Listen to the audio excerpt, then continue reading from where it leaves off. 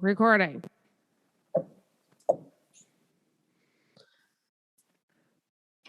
Okay. Okay, cool. Book 2. All right. Here we are. Welcome back. This is In Bed with Books with your hosts, Bethany. And Melissa. And we are back with our special guest, Taylin. Hello. Hi there. We are covering Gathering of Shadows, which is the second in the V.E. Schwab Darker Shades series. And I kind of raced through this one. And it was... That's a fun way it's to kind say of an it. understatement Finish it all in one of the day. year, but I read it I read the last half pretty fast, but there was a lot going on with like how do you pronounce it? But it was like the tournament. Essen Tasch. Essen Tasch. Oh, That's not what how I was pronouncing it. How are you saying it? See, Oh my this God. is why they need like a phonetics page. They How did you do. say it? Essen Talk. See, that's what I went back and forth only because it's got the SCH. Yeah, that So would it's make sense. That's why I went into Tosh. Yeah. I did talk because it was just easier in my brain. It was faster. Yeah. I think there were points when I was reading and I was just like Essen Tack. Yeah. Full American at that point. Yeah, just full. No, Deep stuff. there were points at the beginning where it felt similar to book 1, where it was like, okay, so when are we going to get to what the actual like plot is? Because like in book 1, we didn't really get to that until chapter 2, end of chapter 2, when the two actually meet.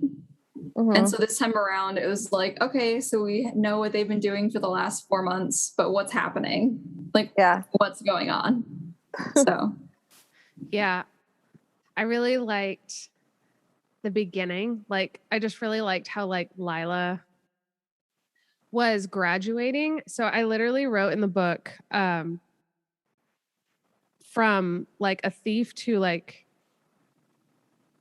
an advanced swindler. Like she becomes like almost a con artist. Lady. Yeah, a con artist. Like she's just like, I just love like you were saying last week, Taylin, about how like Schwab gets like really good at like gets very cinematic with like her with her writing, and I really felt like that in the first scene. She's just like tied up to this like sinking boat, just like like it was like, and then you're like, oh, she like conned them all, and like that was fun. Not just a con artist, an actual like myth at this point with the whole like folklore song. The sorrows. Like she's literally gaining mythic status right now. Like I love that it was also like the ship that she's moved on to that have like mythologized her like this. They're just so scared of her.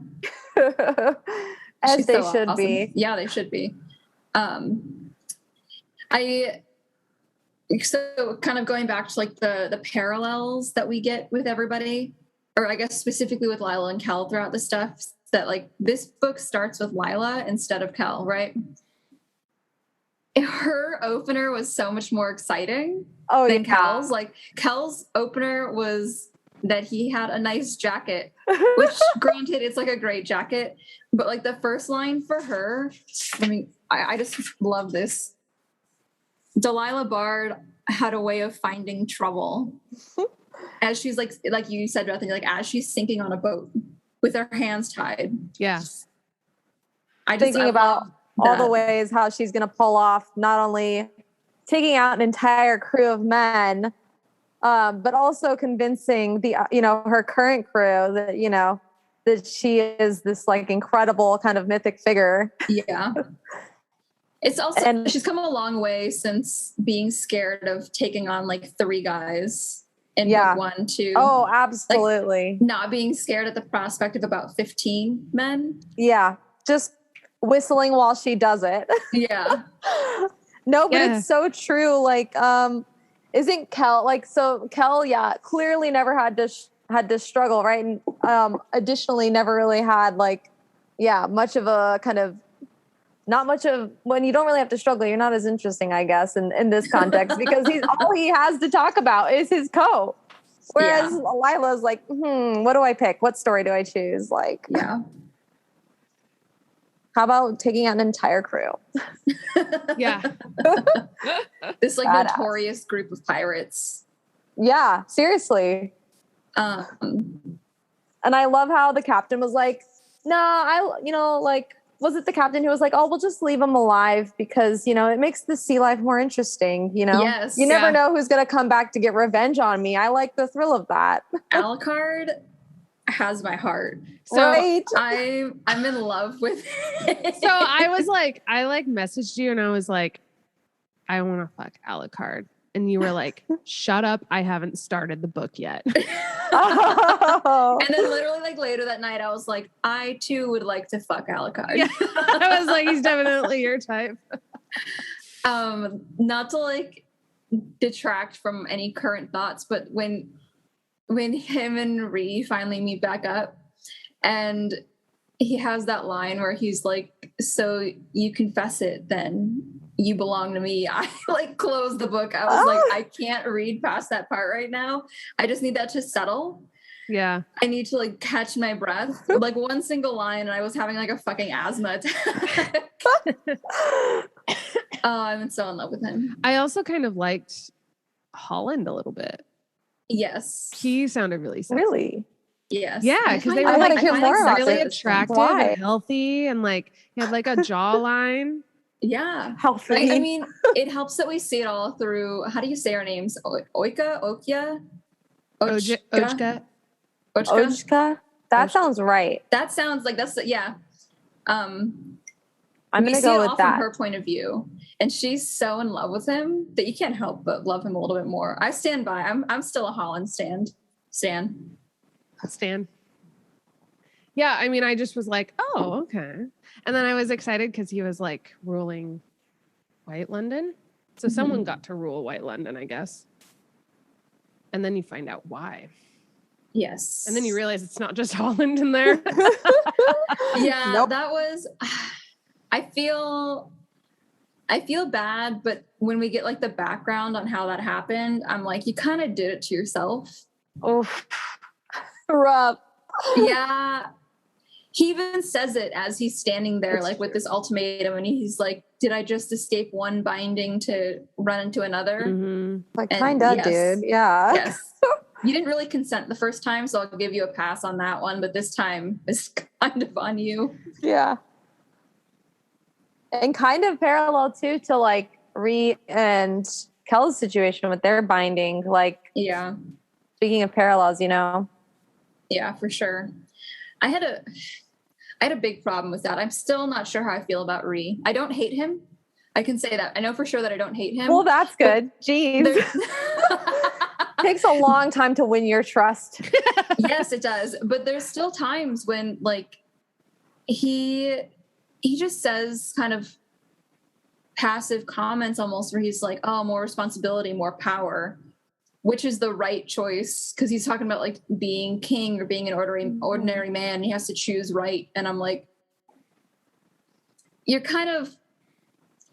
relationship to power is making me very hard to like you. Explain. I don't trust him. Really? We kind of talked about how he was like a red herring in book one, right? Yeah. I don't dislike him. I just don't trust him. And so like I enjoy his scenes and everything. But he like hides things from Kel and but wouldn't you hide something from Kel if you were like bound to them? Like, yeah, I think it's more about his relationship. I think it's more about his relationship with Kel that is making him kind of a weird. Yeah, I mean, I don't disagree with that. He's pretty one note in the first book. You cannot like him. I think like you can. In the first I just wanted to hear very more. Like like one note, and I think like with him and Kel, it like to me it like came out as like he didn't consent to like this being bound, and so there's like some tension there. I definitely like understand his reactions to that because he's like basically become an alcoholic. He's struggling. He's kind of addicted to that sleeping tonic and stuff. And that all makes sense. I mean, I don't fault him for that, but his need for strength and like viewing magic as strength is what fucked him over the first time. And he acknowledges that at the same time that he's still saying that he needs power. And I don't trust that. So.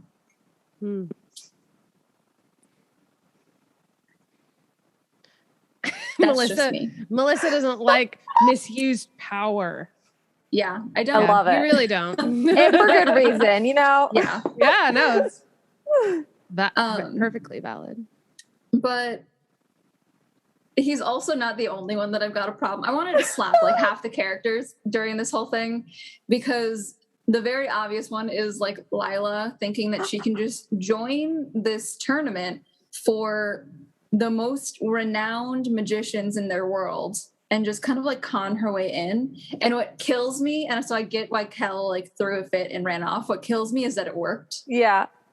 And that she doesn't get caught and she gets away with it. And so Kel has that line where he's like, am I the only one who has consequences around here? And I was like, fuck, yeah, Kel, that's true. That's like, Thank you. Hurt. Yeah. There's definitely a certain kind of arrogance that she has. Yes. About it. That absolutely. I'm like, why does she need to do this? Like, who is she? Like, obviously she has something to prove to herself or whatever. Mm-hmm. But like, to me, it was just like, okay, you're going to knock this guy out, send him on his way, and like kind of almost like ruin his like chances in life. Like just because you're just because you want to see. Okay. Yeah, just because you want to see if you can do it, which is, it just seemed very selfish to me. And also just kind of like coming in really late, being like, oh, I must speak a name. And it's like, you missed your chance, girl. Like, try next year. Yeah, next 3 years. Exactly. It's just like such a, but I felt like she didn't have a good enough reason to do that. Agreed. She needed a better reason, because I understand the device. Like, you want to get her and Kel like fighting and stuff and being like, oh my God, it's them. And like, I marked their fight scene as like a sex scene. Basically. It was just foreplay. It was why I thought Melissa would like this book so much, was specifically and only because of the fight scene, because I just know, I know you. It was really good. I mean, I do love really well written fight scenes. So for that, I love this book. I felt like it just took a little while to take off. It did. Yeah. Yeah. I mean, talk about arrogance. Lila literally thinks that she can move the ocean. Yeah. There's a line that she has, because when they first make it to Red London, she's still kind of on the fence. She's like, if I get the opportunity, then I'll do it. And so there's a point when she's at Cala's stand and she finds out they're having a dance or something, or she like wants to find a way into the palace because she needs to see Cal because they're star-crossed lovers and I love them so much and they're soulmates. But her defense, she says, well, the easiest way to like get into the castle is if I con my way into the tournament and then have to go for the balls and the dances that they have. And I'm like, you could walk in and just say, I'm here to see Kel, and he would welcome you with open arms. Yeah, like, exactly. He would run down in his, he just thinks she has to like jacket. Sneak her way in. Like, yeah, I know. And I was like, that's the worst possible defense for what you're about to do. But that dance scene was absolutely a sex scene, right? Did I remember that right? That was where they had sex. No, I remember. They right down there on the dance floor. Isn't that what you read? That's what I read. There's this line. It's another one that I have marked. Hold on a second. I got this. You got this. I totally got this. Hi, Bunny. Yeah. Say hi to everybody. Who is this? This is Bunny. I got. Hi, sweet Bun. Oh my God, so majestic. So she has this line. It's when they're like finally dancing, and so he's like grabbed her, like pulled her up against him, and she's thinking, was it normal if magic coursed through everyone and everything? Was this what it felt like when it found itself again? Like, her and Kel's bodies are finding each other and it feels like magic returning to magic. I'm like, you're not, how are you guys not just constantly having sex? Right. If this is how it feels just to touch each other. Yeah. A little disappointing. They should be. That's why I imagined in my head that they were instead of just making out. It's vague. I could see it as a possible sex scene that they just don't say sex. Yeah. Yeah, there's definitely that's what's interesting about this is it's an adult fantasy. And I can kind of see why, there's the F word and there's definitely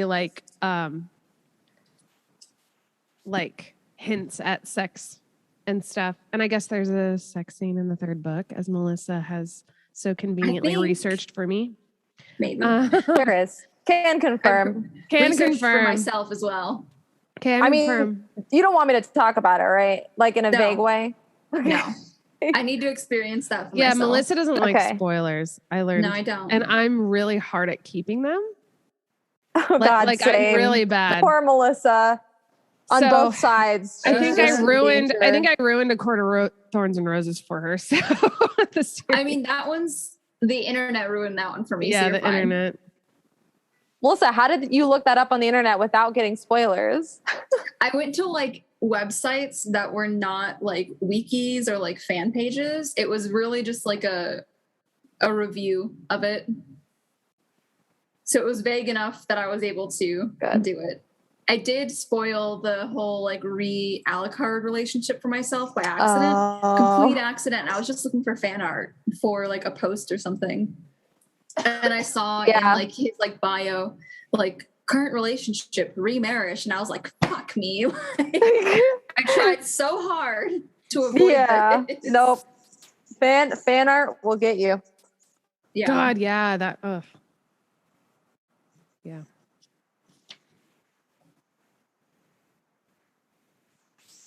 I don't know why I'm even looking at the book. I think I'm just looking for their makeout scene. I'm not even going to read it. I'm going to read it myself. She's really, V.E. Schwab is really making us wait for it. I know. The whole book is just one big foreplay, you know? Yeah. Mm-hmm. And honestly, it makes more sense for them not to have sex right away. It's more believable this way.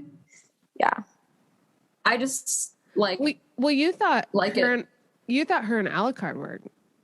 I thought they were going to right. Yeah. They were sharing a room, and then later on, you realize, then he makes a move to get more information from her, and then you're like, oh, so they haven't yet, And she's kind of prudish about it, and I don't mean that in a bad way, but her reaction, she's all flushed and she gets all flustered and she runs off. I'm like, have you ever been kissed before? I don't think it's. The writing and the author doesn't seem to make that very important known to us. So I'm like, so you're just kind of reading it and you're learning this, right? You're I don't think we do know what her sexual history is. And also the way that she reacts is kind of indicative of that. Okay, maybe she hasn't been in a position to blush before. Yes. But she's been in a rapey position before, which is unfortunately definitely different. Yes. Yeah. I think it's kind of a power thing. With Alucard, I think he is more her equal than Kel is. Yeah. She is clearly the dom in the relationship with Kel. Kel is just ooh, I love her. He's a puppy. He's a puppy. He thinks he's the not, big heart eyes and a awooga and all Kel's that. Kinky. Remember? Kel's kinky. Remember because he? Why? Yeah. I don't remember why, but I believe it. When he was tied up. Oh yeah, of course. Or was she the kinky one? I don't know. Kinky sub. Yeah. Here's the thing. Not that it matters. Not that their sexual history matters, but I fully buy that Kel has been around the block because he's been with Rhee. A pseudo prince. He's definitely got laid by his wingman. Not by his wingman, but with his help from his wingman. Yes. Thank you. But then there's like you said, like the power dynamic. Yeah. I think power is really important to Lila. Yes. And so that's why she's taking it so slow, especially with like the situation with Kel. She kind of plays cat and mouse with him, but she just wants to know that he's not going to try to have power over her. Yes. Which is kind of, yeah. Oh no, go ahead. Well, I was going to say on the balcony scene, which I did just read a little bit of, he's like, why don't you just stay with me? And she counters, she's like, why don't you come with me? Yeah. Yeah. Like, why do I actually follow you? Is the better option. It is the better option. Especially with how shitty his parents are. I know. He's going to have so much more fun if he goes with her. Yeah. He thinks he's just tied down. He thinks he has to protect the prince. Yeah. Which arguably not being in the main city would be more protecting. Mm-hmm. I don't know where we left off, but... Well, I feel like we had a good start on the main characters, so let's break into some of these new ones. Okay. Because we got to see more of the king and queen this time, and I hate them. Right? They suck. The king literally says he's punishing Kel to punish Rhee. And like, if that isn't the most fucked up parenting thing to do, not that I can really speak like from experience as an only child, but like pitting kids against each other is like, it's abuse. It's borderline abuse. As if they don't have enough pitted against them already, being connected, like emotionally and physically, basically. And I don't know before that they were super jealous of each other. Yeah. I don't know if is that public knowledge there. I think it's only a few people know, right? Yeah. Like I think Tyrion knows and Lila knows, but and then probably like select members of the Royal Guard, but that's it. Yeah, they keep changing. Yeah. Die and then mysterious. Yeah. But before then, because Kel is like jealous that Rhee just knows how to handle the public eye and that he like thrives in it. And then Rhee is jealous that Kel has so much magic. Yeah. Mm-hmm. Like they already have this very large part of each other that they're jealous of that you don't need to further fan the flames. No. Plus, no, I'm just gonna get angry. What? No, the king just really bothers me. Well, I was going to say, like, literally telling Kel to just stay in the castle and not take part in the games. Like, telling him what to do is going to have the opposite effect. I mean, Kel's not going to... Yeah, he's not a lackey. Years old. Yeah, he's not just going to sit there. Yeah. Twiddle his thumbs. And then they double down in this book on the whole, like, our son, my son, not your brother, not... like any other kind of like familial or friendly kind of phrasing. They literally then treat him like a prisoner. Yeah, they do. Like True Colors came out. Yeah, exactly. Yes. I was like, okay, like they're never gonna. Like it was fine to. It's very like a Jane Austen novel in a way or something. Like we'll allow you in the classroom. You can learn alongside our son. You can pretend to be an equal, but we all know you're not, bitch. Like Mansfield Park. Yeah. Exactly. Yeah. When like she's like not really an equal, except to the guy she falls in love with. She just lives in the attic. Yeah. Like Kel, go to the attic. Yeah. Go to your room. Like when he's no longer like proving, because his reputation has gone down, as we can see so much in this book, like among the people in the city. So he's no longer like proving to be useful to the royal family outside of the fact that he is inextricably linked to their son now. Yeah. You know? So I think the fact that like there's no one else that can do what he can do. And so he's no longer a person. He is now just this messenger and just the person who they have to protect Rhee. They don't protect him to protect Kel. They protect him to protect the prince. Yeah, it seems like they're using them to their own advantage in whatever situation they need to whether it's to convince Rhee to do something or to protect Rhee. It's always about Rhee though. Yeah. And it's never, and it sucks for Kel. Like I really feel like he gets the short stick in this book. Like you could just see that like even though what I like is he doesn't really seem like kind of like the chosen one, like a classic figure, like a Harry Potter figure in this book. Like, yes, we know he's special because he's Antari and he's, you know, there's supposedly not many like him, aside him and Holland, but like you can release Lila. I mean, yeah. But no, I you guys knew that, right? That wasn't in the third book. That was in this book. Okay. Oh my God, I got so stressed out. I was like, no. I was like, is this a test? We find out in this book. Yeah, I'm testing you, Taylin. You passed. Oh God, like she's testing me. I didn't spoil it. Thank God. I mean, I kind of had a hint that they right. So like, I feel like that's been building for sure since the first book. Yeah. But they created like the perfect environment. Schwab created this perfect like build up to Ochka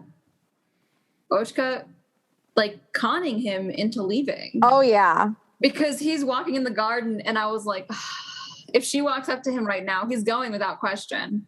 Mm-hmm. And then she walked up to him and I was like, point proven. Why? Bad boy. I know. And I think what's frustrating too, because we had just seen him run off to Grey London.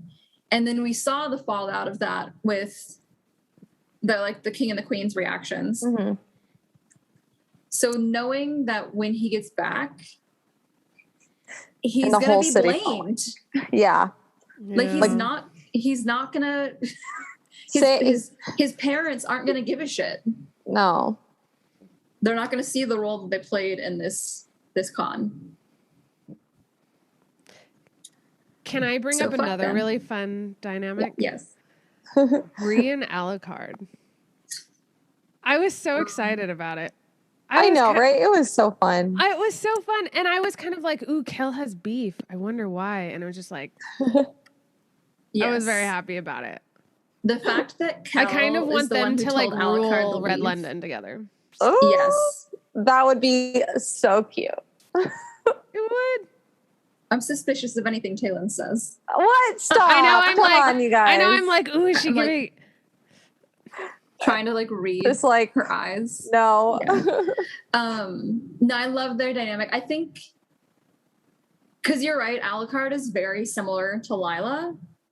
And so it's funny because like we've got Lila and Kel that are gonna definitely, and then you've got Bree and Alucard that are Mm-hmm. So they kind of they pair off all these sluts for power hose. Yeah, I know. I mean, I can't say I don't agree with them. I mean, it was kind of the power dynamic between between Lila and Alucard that I was really into. Because she was carried the first half of the book, basically. Oh yeah, and then it got transferred onto Ree, and it got even better, even hotter. Yeah, I was like, he tells the prince that he belongs to him, and I was like, that's a. I was like, Captain, my captain. Yeah. Oh, Captain, my captain.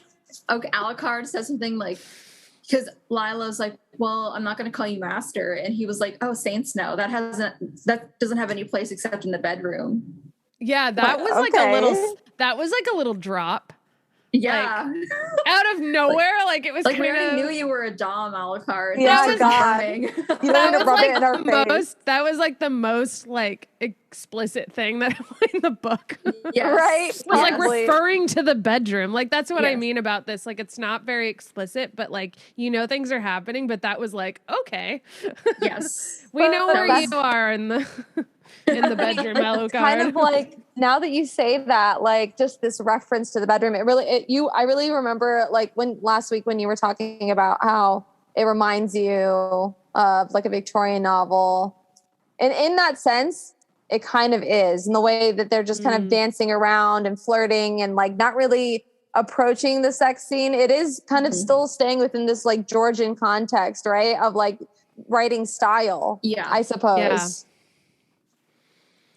No, I can see much that. To our chagrin. Yes. You've got like the long drawn out like courting period between all of them. You have the dance. Yes, you have the dance. The fight. the duel or whatever, right. your cat just yawned. God, it was the cutest thing I've ever seen. Oh, yes. God, they should have had a duel. Is there going to be a duel, Taylin? Tell me there's going to be a duel between I'm going to close my eyes, just like indicate. I'm trying to have a straight face. God, I hope so. Okay. So, also, I'm going to struggle every time I start to say her name, but Ochka? Yeah. I kind of loved her. Like, she felt like in like a spy movie when you have like the really sexy assassin who follows around the villain. Like that's literally what she was. Definitely. She's like a dancer who specializes in killing with knives in the dances. She reminds me of the girl from Blade Runner. Oh, yes, absolutely. The replicant. Yeah. She's super cool. She just has this like kind of one track mission that I love, you know? Yeah. Just very focused and the mission is pretty much just fuck the king. I love it. It's a good one. It's a good mission. At the end of the day, because she straight up worships him. There's the times when he's like in her head and she's like comforted by that. I'm like, who would be comforted by knowing that like the rest of your life you'll never have a private thought? She's like,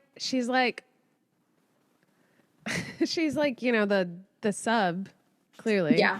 But like gets Dom out of it. Like she gets like really she feels like a lot of power out of it. Yeah. Yeah. Absolutely. Yeah. I just liked that they brought in that element because White London, like Holland on his own isn't evil.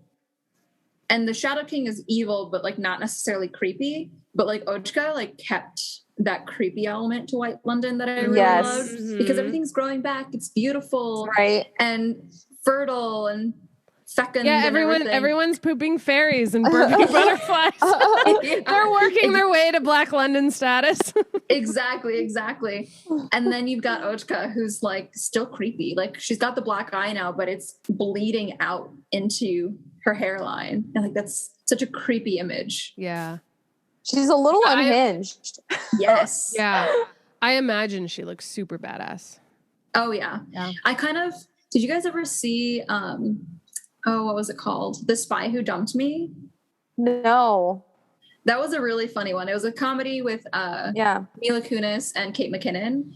But there's like this evil Russian former gymnast become assassin character in that. And that's who I literally pictured in my head, just like with long red hair and like the black eye. Because she's super skinny, and when she's about to like beat them up, she does like a full like gymnast routine, like full front flips. I don't know the names, and then just like lands in front of them and like kicks them. It's like that's what I imagine this girl doing in her fight scenes. Very like, I don't know, Kill Bill or something. Yes. Yeah. Very, all of her like scenes theatrical. Were great. Yes. Yeah. I feel like the book really picked up like the second half. Yeah. Mm-hmm. When the game started, things took off for sure. That being said, I'm still bitter about how long it took Lila and Kel to meet back up. I know. It did take a long time. Yeah, I was thinking they're going to get there faster. Yeah. Yeah, it's just fireworks when they're together. So it's kind of frustrating because I'm like, I want them together. Like, why do I have to wait so long? They finally meet up and they immediately just make out so hard that they don't know where one starts and the other ends. Exactly. And they realize that magic is real. Yeah, that's so like, when they realize magic is real. They spend the entire book thinking about the other person. I know. Fuck. Okay, sorry. It's so frustrating. Frustrating is the word for that. Sexually frustrating. Yes. And then emotionally too, because there's so much buildup with like him being like, but I pushed her out of my mind, and feeling so betrayed and like abandoned by her. And then her like keeping the box and she's all like, it still smells like him. I'm like, girl, that's not normal. That's not platonic. Well, I have more of a serious topic. Yes. More of a, well, okay. I felt like there was very much going back to kind of like the 18th century themes, right? And obviously Melissa, I know, knows the works of Wollstonecraft, but I know Taylin, you like study her and stuff. And I wrote my dissertation on her. So I know. So we're all big a couple of things. Sluts for Wollstonecraft. Yes. Okay, great. Glad that's been established. Yes. Yeah. So now I feel like this is the crowd to talk about this. But it was like, I felt like there was a big theme with Lila kind of walking away from her old thieving kind of world. And that kind of being synonymous with like necessity and like always surviving and needing to get like your basic needs met, right? And like the last book talked a lot about like her surviving and then Kel being like the one that's trying to like run from death, but she's just like living, right? But like I think this one, especially with that being said, especially with Holland and that scene when he is magicking White London and all of the people are like super excited and like rejoicing because now they have not, and it said, oh, I don't have it in front of me. Where is it? It's like, he's not just like, it's not like he's just like raining food from like, yeah. You know, it's like he's giving them like a sustainable way of like surviving in the future. Like there's now like palpable earth, like all of these things. So I definitely felt it in that, like, it wasn't a Band-Aid. It was like a promise of like sustainability. And like with Lila, like her, like finding that she still wants to thieve. Like she still wants to steal and stuff because she wants to like get like something from that. But then like there's this passage where it says like people either stole to stay alive or to feel alive. And then she said like, I wanted more, wanting an adventure. She used to think that if she stole enough, that would fade, but the hunger would go away. But maybe it wasn't that simple. Maybe it wasn't a matter of what she didn't have, of what she wasn't, but what she was. Maybe she wasn't the kind of person who stole to stay alive. Maybe she did it for the thrill. And that scared her because it meant she didn't need to do it because it couldn't justify it.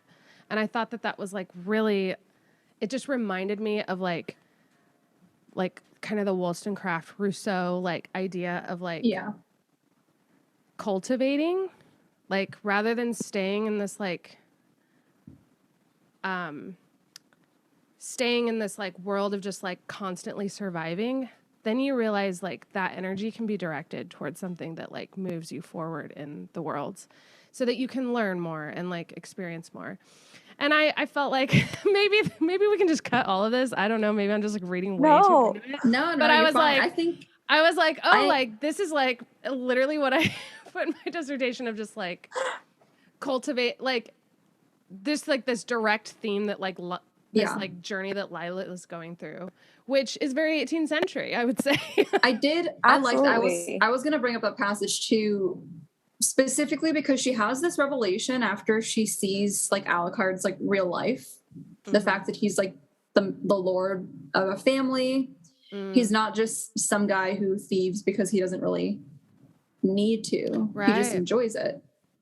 Well, and she kind of imitates after him. Yes. Too. Like she really wants to be him.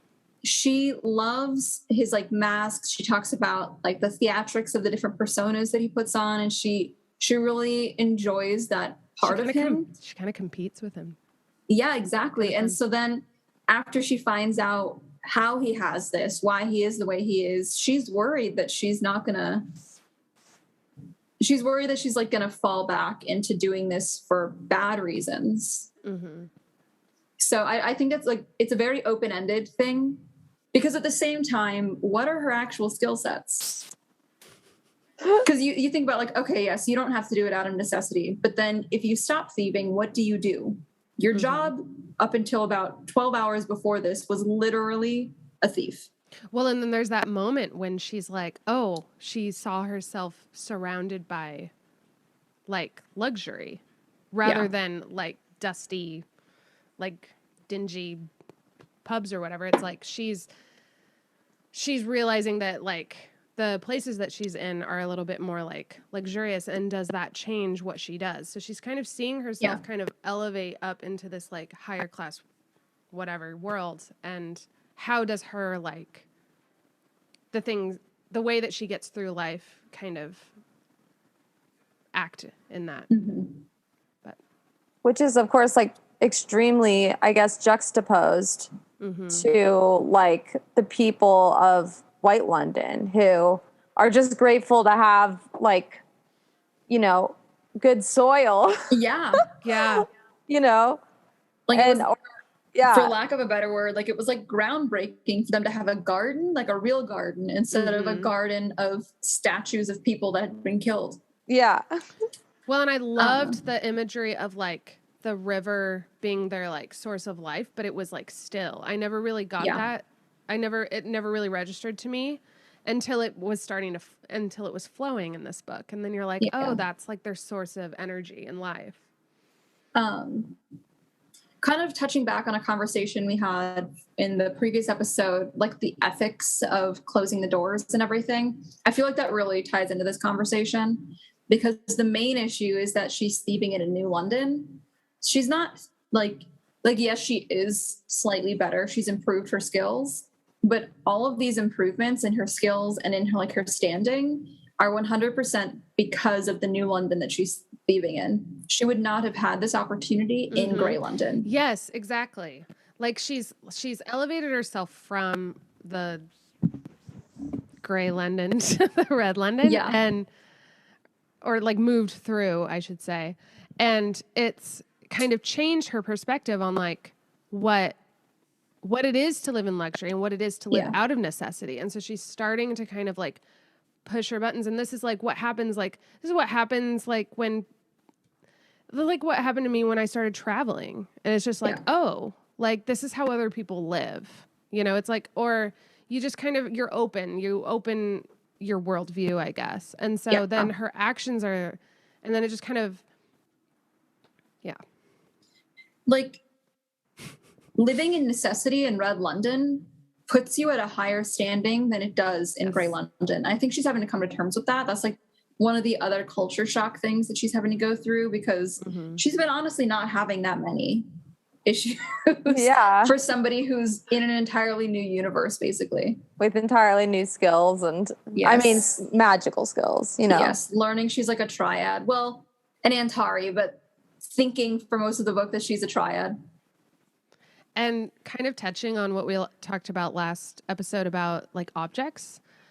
Like there's a moment when she leaves her pistol because she's like, what do I do with that here? Yeah. Because that came from Grey London. So it's like this symbol of like Grey London. And she's like, well, they don't have bullets here. I wouldn't even be able to use it, but she treasured that thing. Yeah. Yeah. And then it's like definitely like kind of a symbol of her like closing that door of that life. And now she's kind of figuring out how to be a thief for good. That was another thing a thief for good. That was another thing I realized about like magic, was that she like, and this is where it like gets really political, and like I love that her like character and her philosophy is very political, because she is like, heat like costs money, food and shelter costs money, but when you have magic, it doesn't. And she's like thinking about magic as this like really positive thing. And then you see this thing in White London that happens. And it's like magic can be this good thing. And of course you guys are like, they shouldn't like close down Black London because it has power. Like it's like magic is good and it's about the wielder, right? But I really liked that it just became very like political in that way.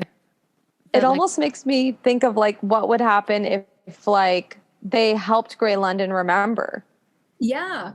Well, because Ned, bless his heart. I know. Ned. He's adorable. He is a good little fluff character. He finds out he does have like a little bit of magic. I I love Ned. Yes, he's adorable. And Kel's like scared because he's worried. As much as I love Kel, he does kind of get really egotistical a few times. He's like, did I change the entire universe? I'm like, if you did, it was meant to happen. You are not that special. Like, right. You are not that much of the chosen one. Because there's very like, he has that moral conundrum when he runs off to Grey London. And because I guess going back again to like the fixed points, and there's like this kind of underlying theme of like fate, like how much are him and Lila fated to meet each other. By those standards, like him and Ned were fated to meet each other. He recreates this like little game box from memory and then buys it because he's super rich and uses it. Like you can't say that was all coincidence, at least in the context of this book. No, definitely not. Because it's already established that like things are meant to happen this way. So like Kel, like open your eyes a little bit. You were meant to do that. But I do like what you were saying, Bethany, about like you have to pay for heating, you have to pay for this in Grey London, this and that. Because even now, when we talk about like universal right to certain resources, it's like a human right to do things, you know, to have access to specific things like water. Like we need water to live, yet we pay for it. And so people who can't pay for it have to get less than good water simply by the fact that they were born into a specific financial situation. So in the same vein, Cal goes through that whole moral conundrum when he's considering Holland in book 1, where he's like, I could have just as easily been born in White London.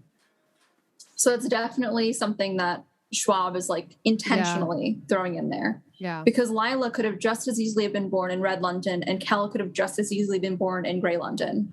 And they would have been completely different people. Mm-hmm.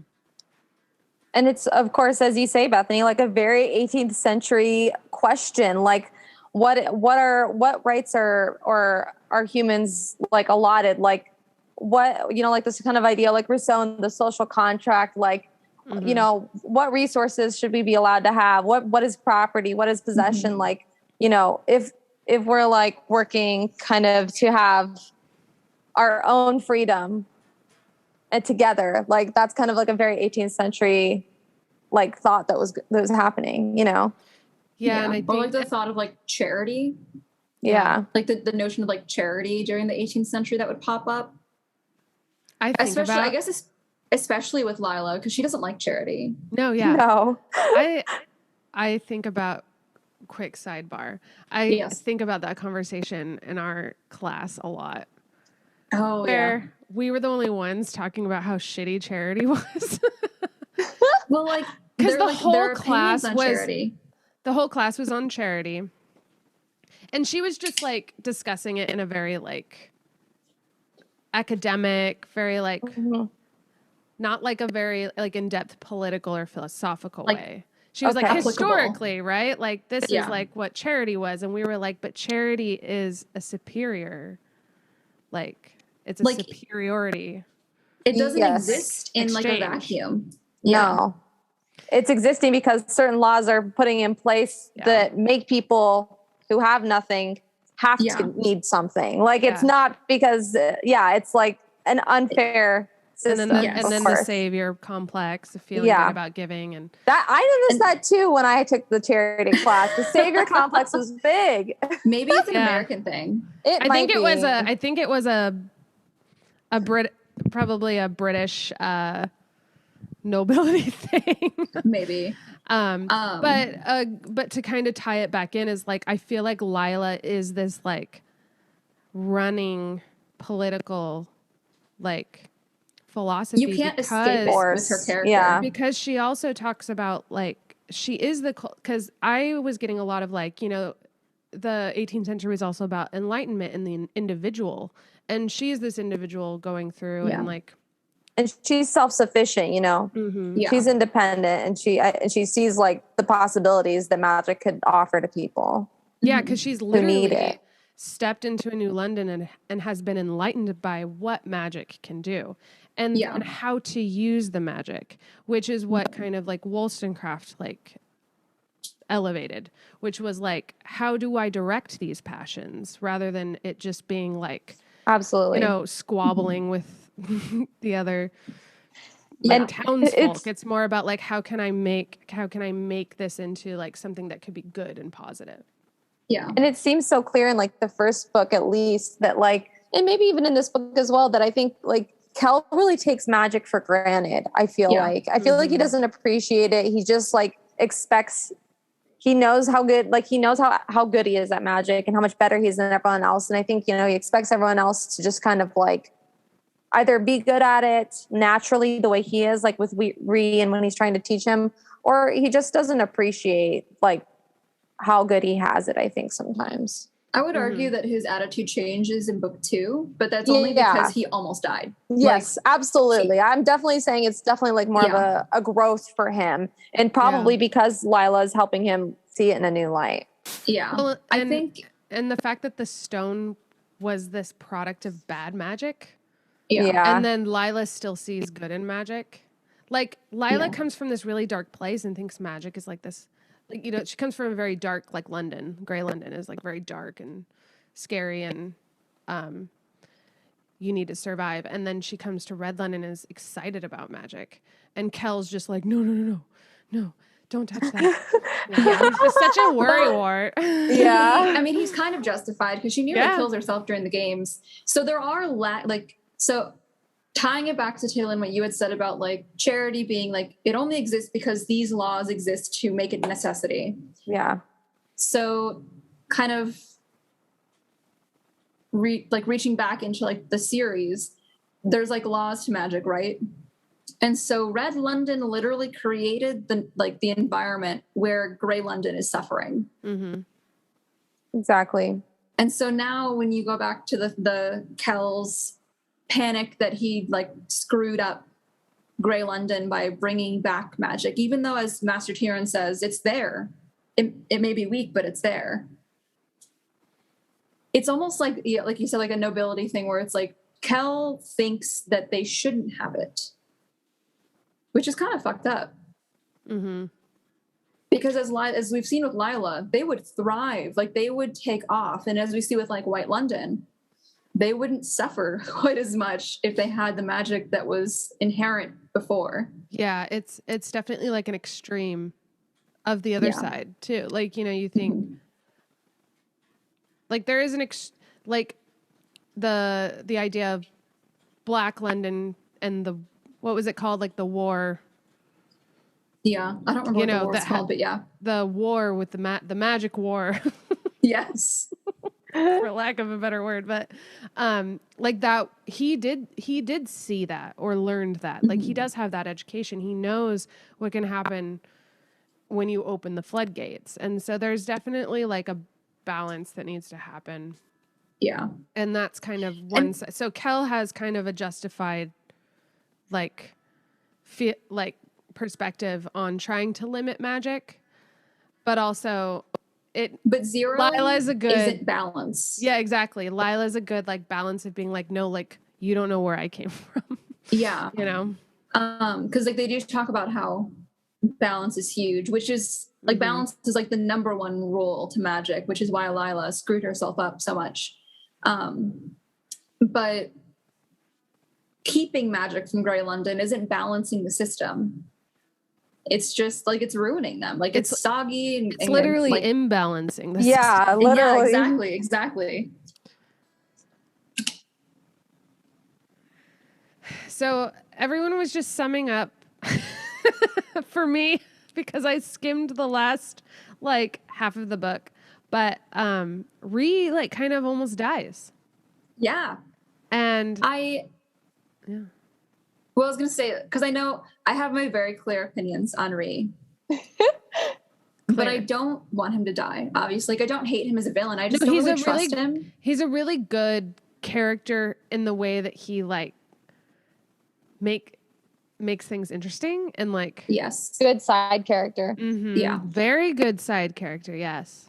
Yes. Compelling, like dynamic, like you're not sure if you trust him. Yeah. You know, multifaceted, like. Yeah. And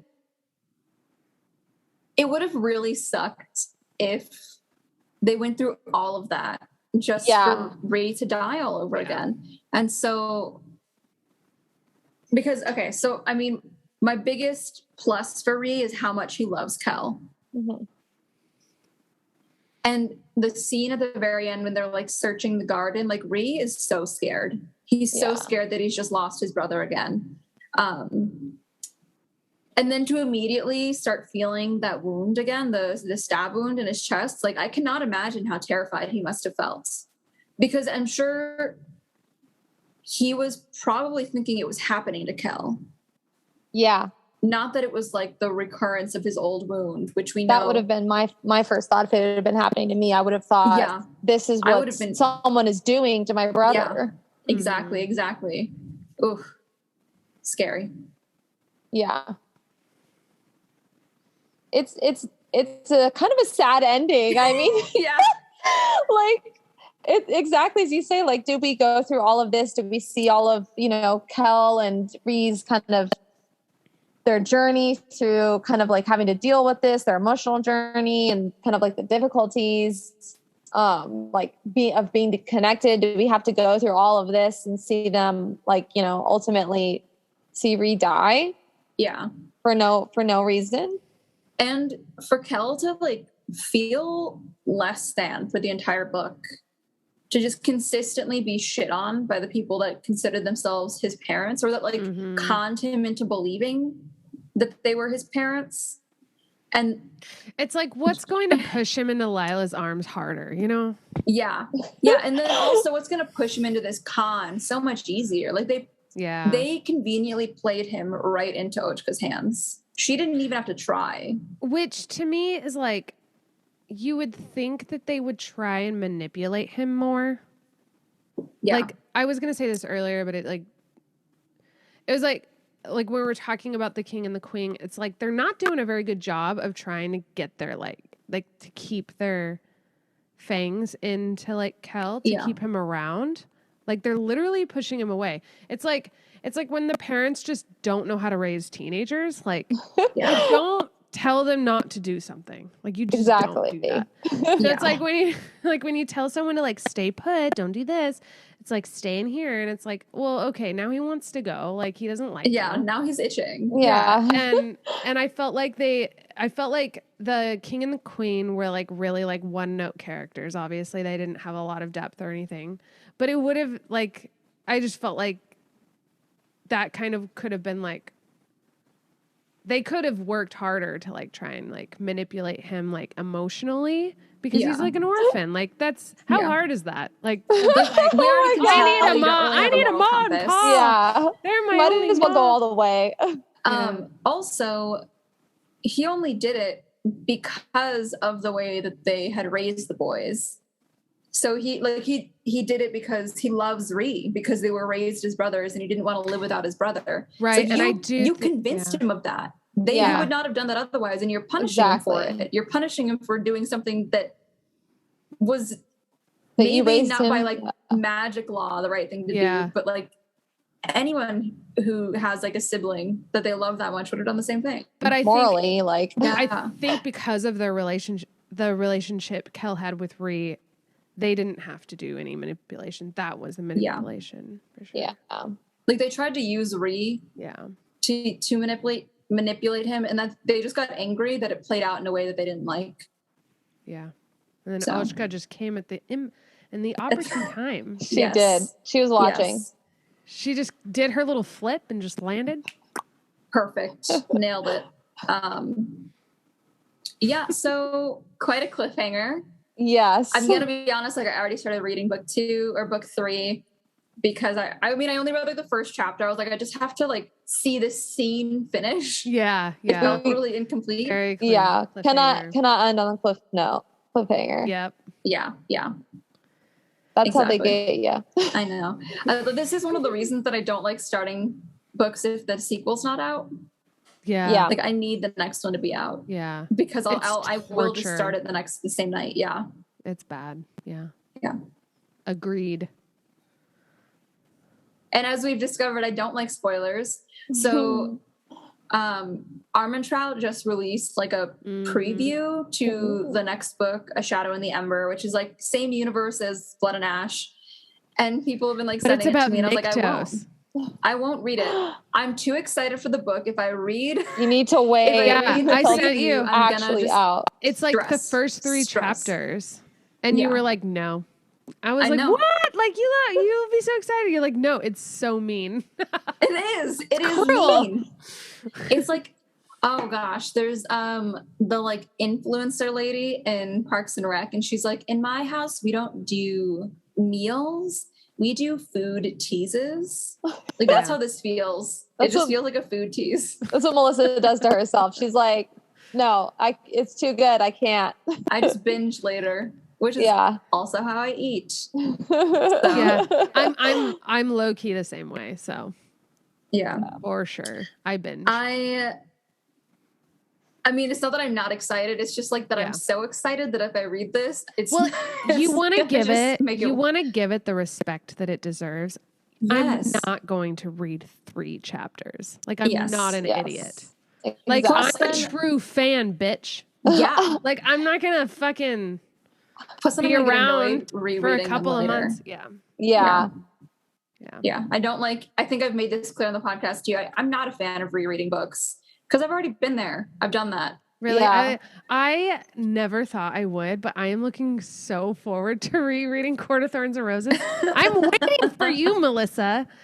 Because it changed my life. Yeah. It changed my life. I think like I've reread Frankenstein, but that's also because I've reread it for several classes and it's an easy short read. Yes. Yeah. YA like this is not like 3 chapters from Armentrout is going to be like 150 pages. No. I won't do it. You got standards. Yeah. I know my attention span. I physically can't do it. So since I previewed book 3, I only did it though because I actually have book 3. But I couldn't sit on that cliffhanger. It was rough because I mean that's how I know that it wasn't Kel's wound, it was Rhee's wound. Yeah. But I thought the same thing. I was like so worried for what was happening to Kel. Yeah. I was like, this is just not going well for anybody. Like, what the fuck is happening? Like, even Holland. Like, everyone is Holland there at the end. And there was another point when I thought maybe it was going back and forth between Holland and I think it's like the Shadow King or something, like whatever his name is, Oseron. Because in the beginning, Holland had this line where he talks about how when he was under the control of the Danes, it was his hand doing the cutting, but it was by their will because it was like the binding and everything. But now that he was semi in control of his body, it may not have been his hand, but it was still his will because like that Oshka holds the knife. Absolutely. Yeah. That was a really good like moment. Yes. Yeah. But then later when he's like testing something with Ochka, he does it kind of without her consent. He does it without like a really firm positive yes from her. He kind of coaxes it out of her. And that's when I was like, the Shadow King's really getting at him because this was near the end of the book too. So it's probably like 150 pages, 200 pages later. And I'm like 2 days ago, you were talking about how you love having agency over your own body. Yeah. And you're just like not caring about this girl. And it really isn't in Holland's like personality. Yeah. He's never actually had agency over somebody else, let alone himself. Yeah. That it seems so out of character for him to force anything. So then it's Osiron or whatever his name is. Yeah, we're getting to some really deep personal waters for Holland. I do want to take a minute to go over Black London a little bit. There wasn't a lot of glitter. No, sad. Nobody burnt berries or pooped butterflies. Yeah, exactly. That's now White London. Black London was like I had such a strong image in my head from her description of just like this perpetual sunset and then just black, like land, like line, you know, of landscape or like city. Like it's like everything's black and then just like this like glowing sky. It's really cool. I wish we got a little bit more of that because it was super cool. Like, it was brief. Yeah. The like constant sunset, really dark setting reminded me of just like general post-apocalyptic or like vampire takeover where like the sun's setting and everyone's freaking out because they have to get to shelter. So like it kind of had this like foreboding, even though it was like eerily beautiful, it still felt unsafe, which it was because Oseran was there. But I liked that. I liked that it was kind of, it wasn't scary in the way that you would have expected. It's sort of an unsuspecting kind of, ominous is a good term. I think that's the best way to describe him in this book. Yeah, because he is Black London by that point. Yeah. Mm-hmm. But then the sunset gives you this sense of like, well, hope. Yeah. Right? Like a sailor's delight is what I was seeing. You know, kind of like it's going dark, to be sunny tomorrow. London, but like, like the contrast, contrast. Yeah. Because even then, like White London didn't have that. It was ominous. All dead. Yeah. It was like ominous, super pale but then sky. there was this like weird sense of like cheer above. Yeah. Like almost like, you know, like like when you're not in the city and you look up in the sky.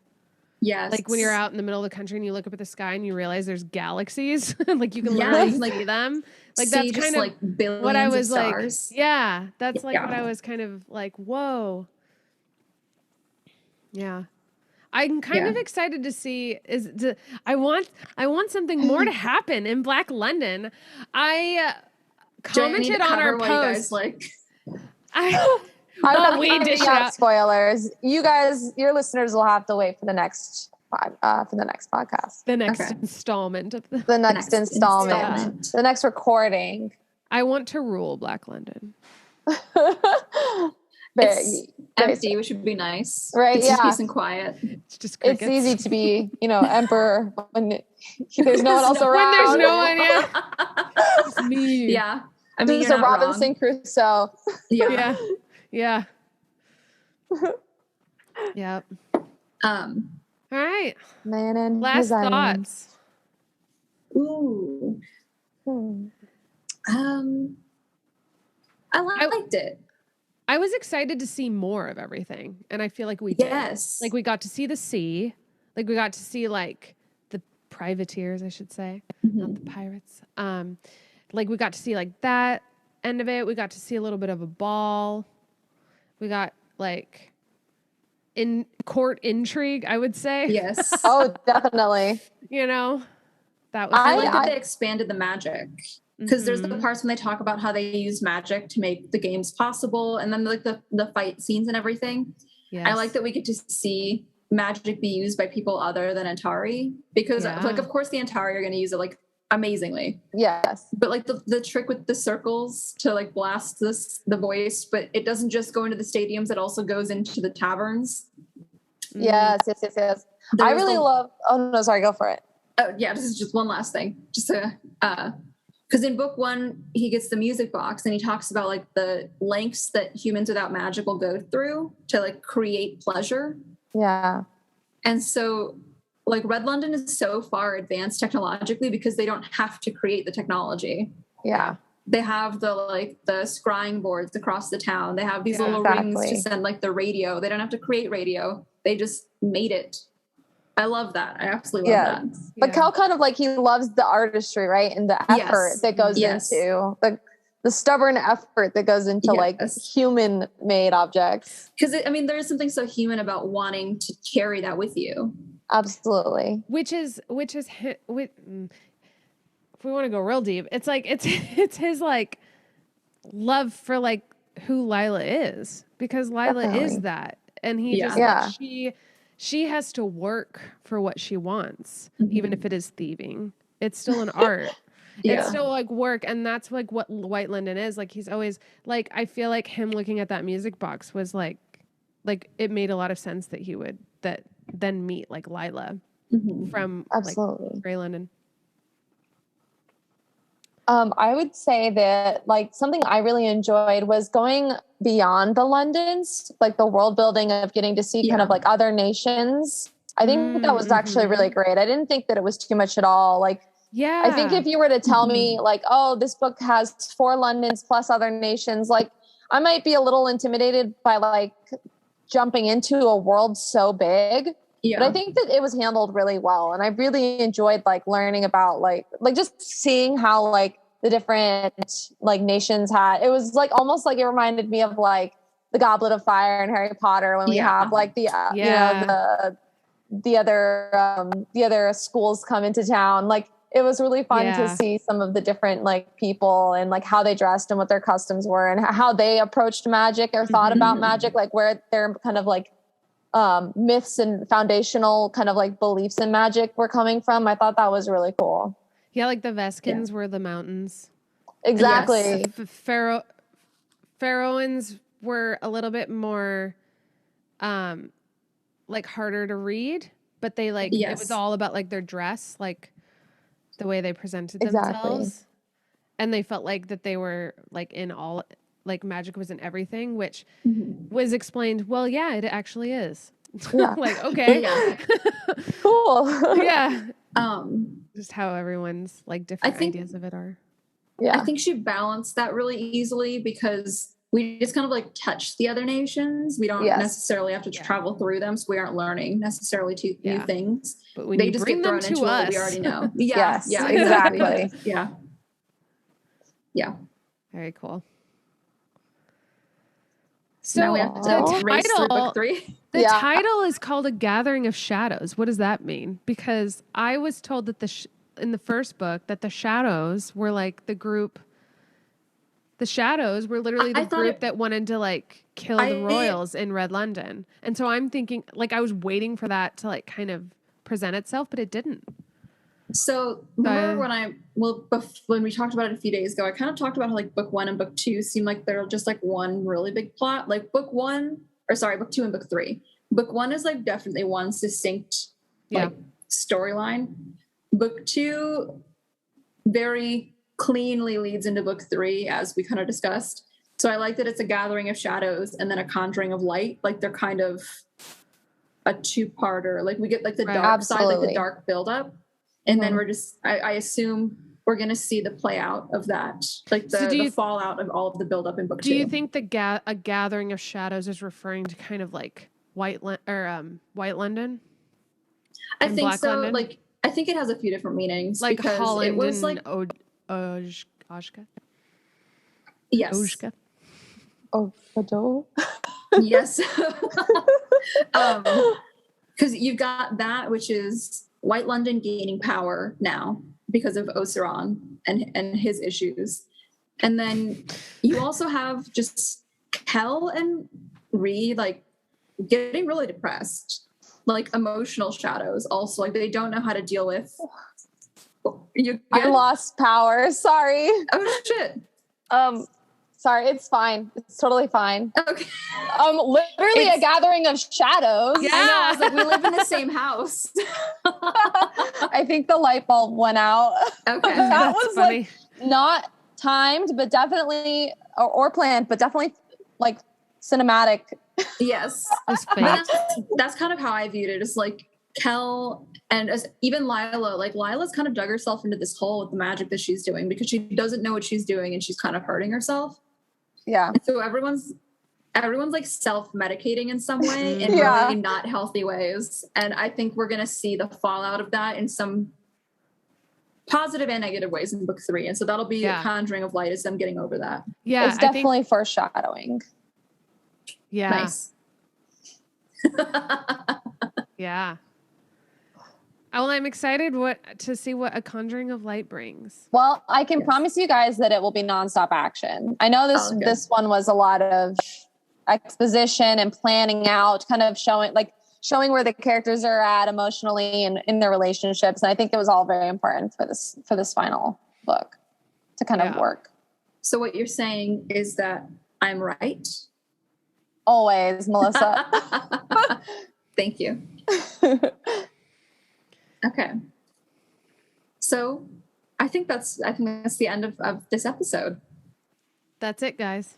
Yeah. Thank you for having me. Of course. Thanks for coming. Thanks for coming back. All things considered. Again, of course. I look forward to coming for the final installment as well. Yes. Yeah, you're a busy girl, so we're always excited to have you on. Yes.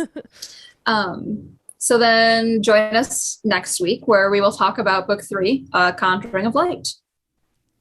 And where can you find us, Bethany? On Instagram at In Bed with Books Pod. Nice. You got a good podcast voice. I couldn't do that seriously, you know. No, it's fine. I'd respect you less if you did. So yes, find us on Instagram. You can listen to this wherever you're listening to it right now, or you can change it up. Listen on Spotify, Apple Podcasts, YouTube, Google. I think this might be our first video episode. Yeah. So if you want to see our beautiful faces, then check it out on YouTube. You already have. Yeah, that's true. If you haven't yet and you'd like to, then check us out on YouTube. Yes. All right. Have a good week. Happy reading. Happy reading. Until next time. Bye. Okay. Oh, she's gone. She's like, I'm going to bed. Yeah.